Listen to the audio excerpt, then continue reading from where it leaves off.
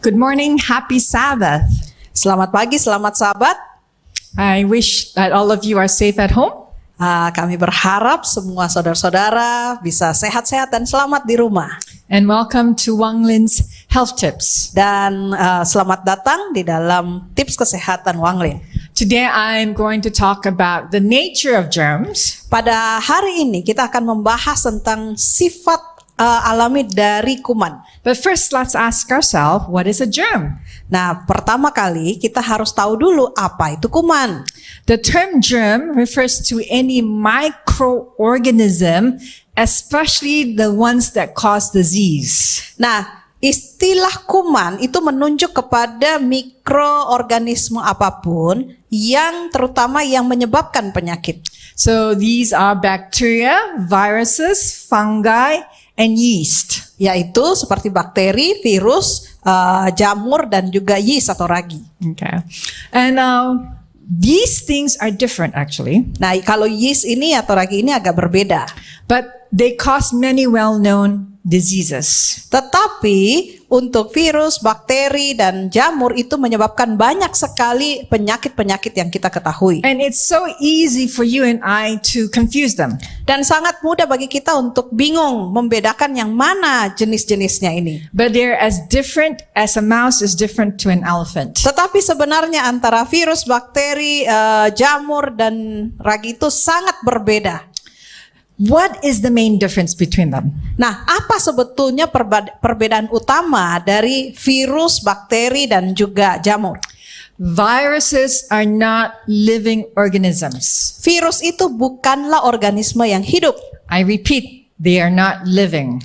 Virus bukan organisme yang hidup. So what are the requirements to consider something that is living? Jadi apa yang menjadi ciri-ciri dari sesuatu supaya dianggap sebagai organisme yang hidup? There are 6 things. Ada 6.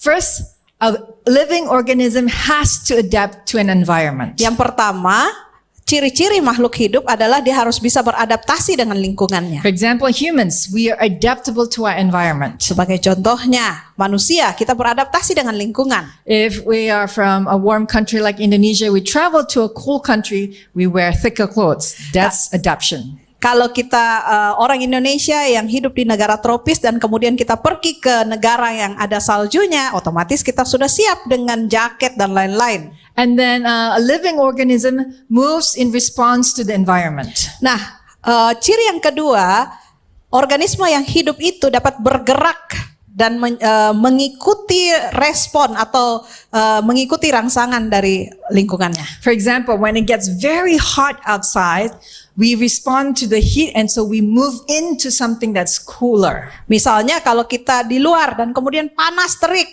kita rasanya kepanasan, maka kita bisa masuk ke dalam untuk dapat udara yang lebih sejuk. And living organisms have basic cellular makeup. They have DNA. Nah, dan ciri yang ketiga adalah organisme yang hidup memiliki sel inti. Okay. Like for example, wood has no DNA. Contoh seperti kayu ini dia bukan sel inti karena dia tidak ada DNA. Okay. And then the fourth requirement is that a living organism has to obtain and use energy to metabolize. Nah, ciri yang keempat adalah organisme yang hidup ini harus bisa mendapatkan tenaga, mendapatkan misalnya makan untuk dapat tenaga, dan kemudian bisa mengeluarkan tenaga atau memanfaatkan tenaganya. We humans eat to obtain and to use energy to metabolize. Seperti manusia, kita makan untuk mendapatkan tenaga dan kemudian kita pakai tenaga kita untuk metabolisme. And then the fifth requirement is we grow and develop on our own. Ciri-ciri yang kelima adalah dapat bertumbuh dan dapat mengembangkan diri. Humans do that. Seperti juga manusia. And the final one, we can reproduce on our own. Dan yang keenam adalah bisa bereproduksi. Now, viruses can't do the last 3 requirements. Nah, virus dari 6 ciri-ciri tadi, 3 yang paling bawah nomor 4, 5, dan 6 itu tidak dapat dilakukan oleh virus. So it's not considered a living organism. Sehingga virus tidak bisa masuk di dalam kategori organisme yang hidup. But it can take over a living host cell that provides these functions. Nah, tetapi yang dilakukan oleh virus ini yang dia bisa lakukan adalah dia bisa numpang mengambil alih satu sel yang hidup dan kemudian mengambil alih sel itu sehingga melalui sel itu dia bisa bermetabolisme, bertumbuh dan mereproduksi. So they become active when they take over a whole cell. Jadi virus ini menjadi aktif ketika dia dapat sesuatu, dapat organisme hidup lainnya untuk ditumpangi. So how are we infected by viruses? Pertanyaannya sekarang, kalau begitu bagaimana kita bisa kena infeksi, terinfeksi oleh virus? It varies Bisa dalam berbagai macam cara, depending on the virus. tergantung virusnya apa. But one thing in common, they are not airborne. Tetapi satu hal yang pasti, bahwa virus tidak bisa di udara, ngambang di udara. Because it needs a living host cell. Karena virus selalu membutuhkan satu numpang ke sel yang lain. For example, HIV Contoh, virus HIV that causes AIDS. yang menyebabkan penyakit AIDS. Now this is transmitted through blood transfusion, Penularannya itu lewat transfusi darah, exchange of sexual bodily fluid, atau kalau ada cairan yang bertukar melalui hubungan seksual. and open sores or wounds that have been exposed to blood or bodily fluid that has HIV. Atau kalau ada luka yang terbuka dan kemudian kena dengan orang lain yang juga punya luka yang terbuka. It is not contagious. Tetapi kalau tidak ada luka yang terbuka, tidak menular. So I can touch someone with HIV this way and it's not contagious. Saya bisa menyentuh orang yang sedang terinfeksi HIV dan itu tidak menular. The breath the person has, if she coughs, if she breathes in front of my face, it will not infect me. Kalaupun orang itu batuk di depan saya, mungkin bersin di depan saya, itu tidak akan menular ke saya lewat itu. Dengue is another virus. Demam berdarah itu adalah juga salah satu penyakit yang diakibatkan virus. It is we get infected by a mosquito, bitten by a mosquito. Ditularkan melalui gigitan nyamuk.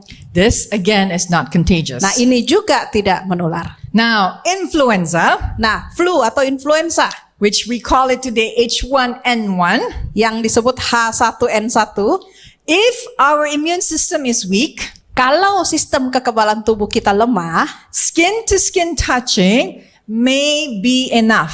maka kita bersentuhan pun itu bisa jadi menular.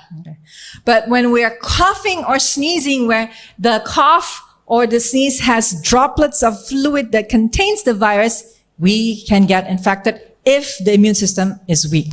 Nah, kalau ada orang batuk atau bersin dan kemudian kan waktu bersin itu ada cairan ya, tetes-tetes mungkin cairan yang keluar dan kemudian orang lain itu mungkin lemah sistem kekebalan tubuhnya, maka dia bisa tertular.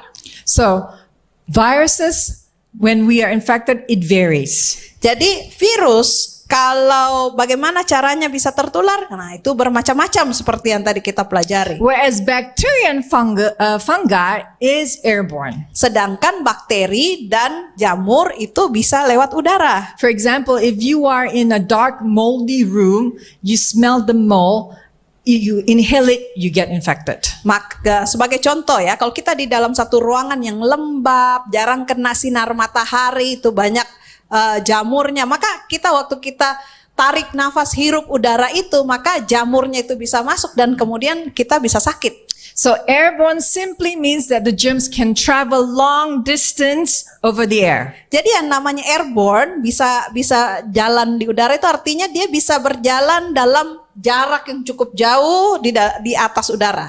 Viruses cannot do this. Sedangkan virus tidak bisa lakukan itu. And if someone touch not a living organism and that person's hand touches it, jadi kalau ada seseorang yang menyentuh benda mati di mana orang yang terinfeksi sudah menyentuh itu sebelumnya, the virus doesn't not remain there if there is no fluid that has been left there. maka virus sebenarnya tidak nempel ke gagang pintu itu kecuali kalau orang itu ada cairan ya yang menempel ke gagang pintu itu. That droplet came from the cough or from the sneezing. Yang bisa jadi terjadi karena orangnya sebelumnya itu mungkin batuk, tutup dengan tangan atau dia bersin dan kemudian dia pegang gagang pintu. Once again, if the immune system is weak, Nah, sekali lagi, kalau sistem kekebalan tubuh kita rendah, we will be infected by any infectious germs. maka kita bisa saja terinfeksi oleh berbagai kuman. Does sunlight kill germs? Pertanyaan berikutnya, apakah sinar matahari membunuh kuman? It's true for bacteria. Betul, itu membunuh kuman kalau dalam tipe bakteri. For fungi, it stops it from growing. Kalau untuk jamur, sinar matahari akan menghentikan pertumbuhan jamur. For viruses, no, sunlight does not kill. Untuk virus, sinar matahari tidak membunuh virus. But it boosts our immune system to fight the virus. Tetapi yang dilakukan oleh sinar matahari adalah untuk meningkatkan sistem kekebalan tubuh kita sehingga sistem kekebalan tubuh kita lah yang menghancurkan virus. Does heat kill germs? Apakah panas itu bisa membunuh kuman? Yes. Ya. Extreme heat, yes. Nah, panas di sini dalam artian panas yang sangat tinggi suhunya. Let's look at the sizes of viruses, bacteria, and fungi. Sekarang mari kita lihat di ukuran dari virus, bakteri, dan jamur. If we see from the naked eye, we can see like parasites like worms. Nah, kalau pakai mata telanjang aja, jadi di sini kita bisa lihat ada garis yang paling kiri itu adalah ukuran yang paling besar, sedangkan yang ke kanan yang paling kecil. Nah, kalau seperti cacing, orang yang cacingan misalnya ya, cacingnya kita bisa lihat tanpa bantuan alat apapun. With fungi, we need help with a magnifying glass. Sedangkan untuk jamur kita memerlukan pakai kaca pembesar. Bacteria, we need a microscope called the light microscope. Nah, untuk melihat bakteri kita perlu satu alat mikroskop yang pakai cahaya. And then the final one called the electron microscope. That's when we can see the virus. Sedangkan kalau virus hanya bisa dilihat oleh satu jenis mikroskop yang namanya elektron mikroskop. Now, an electron microscope basically sees it in the level of atom level. It's so tiny. Mikroskop untuk elektron ini memang khusus untuk melihat virus karena virus itu ukurannya sangat kecil, ya sangat kecil sampai di tingkat atom. Now that we see that these viruses are small, karena kita sudah mengerti betapa kecilnya ukuran virus ini, we now know how to protect. Based on this information, we should be able to know how to protect ourselves. Berdasarkan informasi ini kita harus tahu apa cara yang terbaik untuk bisa melindungi diri kita. So we now have many masks. Saat ini kita mengenal banyak sekali jenis The masker. cloth, the surgical, and this one called the N95 respirator. Ada masker kain, ada masker bedah, dan ada masker N95. This is the guidance from health officials about masks. Nah, ini adalah panduan yang dikeluarkan untuk urusan masker. It says health officials recommend medical staff wear so-called N95 masks because they filter out about 95% of all liquid particles. Nah, rekomendasinya adalah terutama untuk tenaga-tenaga yang bekerja di bidang kesehatan, mereka wajib menggunakan masker N95 karena jenis masker inilah yang bisa memfilter atau menyaring 95% dari virus. So based on this information, Berdasarkan informasi ini, the best mask is the N95 mask. maka untuk urusan virus, masker yang terbaik adalah masker N95. Now don't panic. Nah, sekarang kita nggak perlu panik. Just because you do not have access to N95, Jangan karena kita tidak punya akses, tidak bisa dapatkan masker N95. you shouldn't depend on the mask for protection only. Ingat, kita tidak boleh menggantungkan perlindungan diri kita yang sepenuhnya hanya kepada masker. But for those of you who are very, very scared of the current situation, Nah, tapi bagi saudara yang mungkin sangat-sangat ketakutan dengan situasi seperti ini, I recommend then you don't go out. maka lebih baik tidak keluar. Because if you're that scared, you must go out with this type of protection. Karena kalau sampai keluar, memang kita harus pakai alat pelindung diri atau APD. Because this is the only guaranteed way for you not to be infected. Karena hanya dengan pakai APD lengkap seperti ini baru kita betul-betul yakin tidak kena dengan And virusnya. then you're going to tell me, Irene, we don't have that. Nah mungkin saudara-saudara berpikir, Irene, ini kita nggak punya APD kayak gini. So then keep your your distance away. Maka kalau kita tinggal di dalam kota, yang kita perlu lakukan adalah jaga jarak satu sama lain. Wash your hands often. Sering untuk cuci tangan. And then bring a sanitizer when you have no access to water and soap. Dan kalau kita tidak dekat dengan tempat atau tidak memungkinkan cuci tangan, maka pakailah hand sanitizer. And then once again, I'm not saying not to wear a mask. I'm saying if you depend only the mask for protection, it is not a good idea. Saudara, saya tidak katakan bahwa jangan pakai masker kalau bukan N95. Saudara bisa tetap pakai masker apapun, tetapi prinsipnya yang saya tekankan di sini adalah jangan sampai kita menekankan berpikir bahwa masker yang kita pakai itu pasti sudah bisa melindungi penuh semua tubuh kita. Are viruses the most dangerous infections? Apakah virus adalah infeksi? Infeksi virus itu apakah yang paling bahaya? No, there Bukan. are bacterial and fungal infections dangerous too. Bakteri, infeksi bakteri karena infeksi karena bakteri dan jamur pun dapat berbahaya. There is leprosy. Ada seperti penyakit kusta contohnya. There's flesh-eating bacteria. Ada juga penyakit bakteri yang memakan daging manusia. The good thing is this is not rare. This is not common. Nah, bagusnya ini tidak terlalu umum ya terjadi. Are there known medication treatments for virus, bacterial, and fungal infections? Apakah ada obat atau pengobatan untuk virus, bakteri, dan jamur kalau terjadi infeksi? None for virus at all. Untuk virus, memang tidak ada virus apapun yang sudah ada obatnya. Bacteria, there's antibiotic. Kalau untuk bakteri ada antibiotik. For fungi, it's antifungal. Kalau untuk jamur ada anti jamur. And then you're going to say, wait. How come doctors always give us antibiotics? Tapi mungkin saudara berpikir kalau begitu kenapa dokter selalu orang yang infeksi virus pun dikasih antibiotik? Because when they first see the test of the white blood cells, Karena ketika dokter melihat hasil darah, yaitu terutama di sel darah putih, they only know there's an infection. mereka hanya tahu bahwa terjadi infeksi. They don't know whether this is bacteria, they don't know this is fungal, they don't know it's virus. Tapi dari situ tidak ketahuan apakah ini infeksinya karena virus, bakteri, atau jamur. Unless you really went for testing or to check whether this is dengue, whether this is typhoid, then they can say, oh yeah. Atau kecuali kalau kita memang sudah betul-betul melakukan tes yang rinci atau detail tentang apa sesungguhnya yang menjadi But infeksinya. if they know this is like dengue, they will not give you antibiotics. Tetapi biasanya kalau mereka tahu bahwa demam berdarah misalnya, bukan antibiotik yang I know dikasih. this because I had dengue Nah, saya tahu karena saya pernah kena demam and I berdarah was in the hospital. dan saya masuk rumah sakit. All the doctors gave me was medication for the headache and for the fever. That was it, and also infuse. Ya, yang diberikan adalah obat untuk menurunkan demam.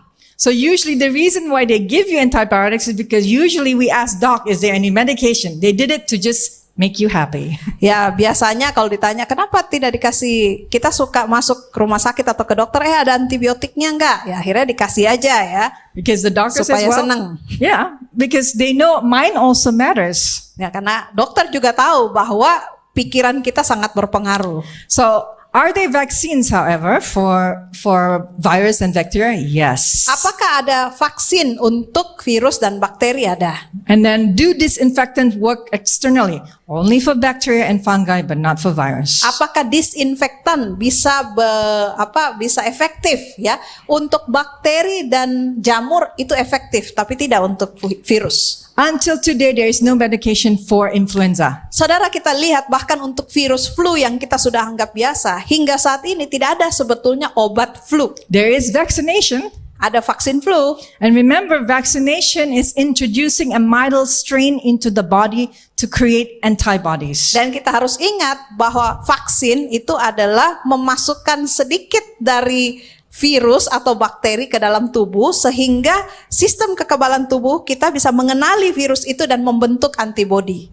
And then remember, you are vaccinated before you're infected, not while you're infected. Dan ingat, kita divaksin sebelum kita terinfeksi, bukan sedang terinfeksi terus kemudian suntik vaksin. And then you're going to ask, how come external disinfectants do not work on virus? Nah, mungkin pertanyaan yang lain adalah kenapa disinfektan yang kita pakai secara eksternal itu kenapa tidak efektif untuk virus? Remember, a virus has to take over a living host cell. Ingat prinsipnya tadi, untuk virus bisa aktif, dia harus mengambil alih satu sel dari organisme yang hidup. So to kill the virus, you have to kill the living host cell. Jadi kalau kita mau bunuh virusnya ya kita harus sekalian bunuh juga So if organisme hidup If itu. the disinfectant can kill a living host cell, it can kill our body. Nah, masalahnya adalah kalau disinfektan ini bisa membunuh sel induk, sel inti itu yang hidup, maka artinya juga bisa membunuh satu tubuh.